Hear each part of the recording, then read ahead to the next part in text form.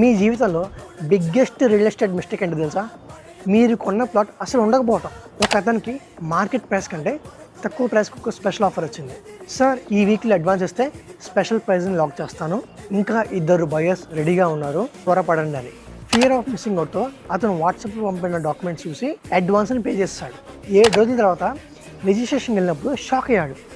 అదే plot multiple బయర్స్కి అమ్మేశాడు. రిజల్ట్, అతను పే చేసిన అడ్వాన్స్ అమౌంట్ బ్లాక్ అయింది, రిజిస్ట్రేషన్ లేదు, లీగల్ కేస్ స్టార్ట్ అయింది. సో ఆయన చేసిన మిస్టేక్స్ ఏంటి?